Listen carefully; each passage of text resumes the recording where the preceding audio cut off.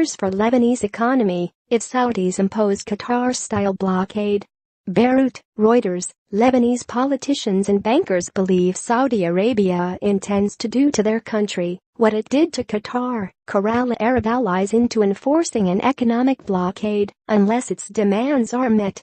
Unlike Qatar, the world's biggest supplier of liquefied natural gas with a population of just 300,000, Lebanon has neither the natural nor financial resources to ride it out, and people there are worried.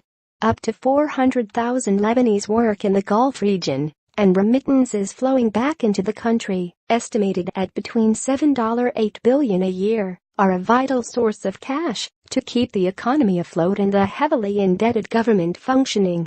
These are serious threats to the Lebanese economy, which is already dire. If they cut the transfer of remittances, that will be a disaster, a senior Lebanese official told Reuters. Those threats came from Lebanon's former Prime Minister, Saad al-Hariri, who resigned on November 4 in a shock broadcast from Riyadh that Lebanese political leaders have ascribed to pressure from the Saudis.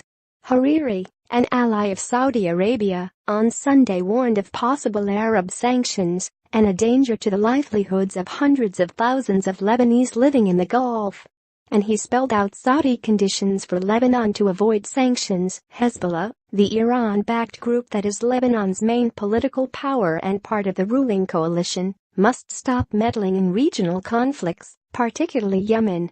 According to a Lebanese source familiar with Saudi thinking, Hariri's interview gave an indication of what might be waiting for us if a real compromise is not reached. The playbook is there in Qatar. Hariri's resignation has thrust Lebanon to the center of an escalating rivalry between Sunni Saudi Arabia and Shiite Iran.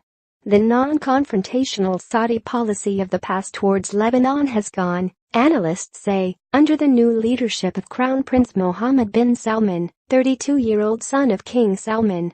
He is now the de facto ruler of the kingdom, running its military, political and economic affairs. Whether Iran and Hezbollah are willing to make significant concessions to Riyadh is doubtful, sources said. Hezbollah, might make some cosmetic concessions, but they won't submit to the Saudi conditions, a source familiar with Hezbollah thinking said.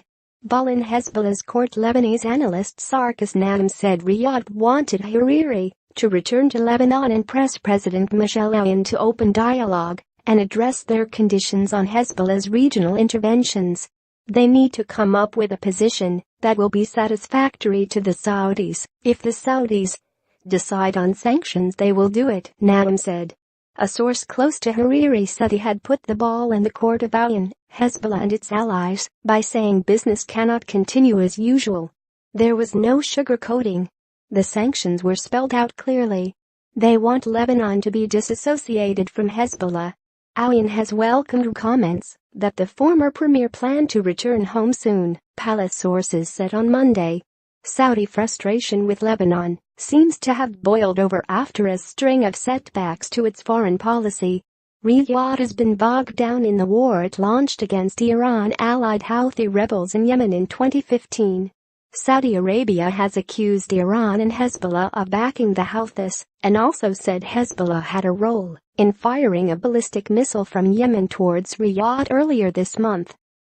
Hezbollah and Iran's involvement in Syria has also transformed the war in favor of President Bashar al-Assad, while Saudi support for Sunni rebels in Syria's civil war have amounted to little.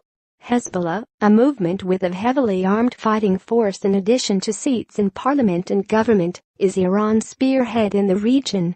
Tehran's Revolutionary Guard looks to be trying to replicate it by building coalitions of militia groups in Iraq and Syria, according to some analysts.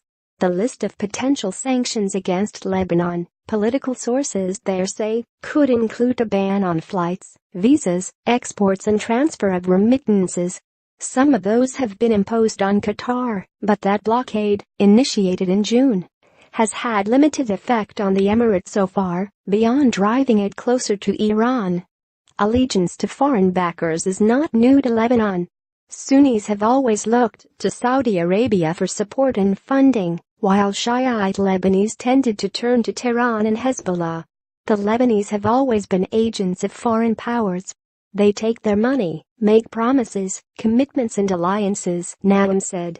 But while Hezbollah fulfilled its promises to Iran, Sunni factions let Riyadh down, he said. Thanks in part to Iranian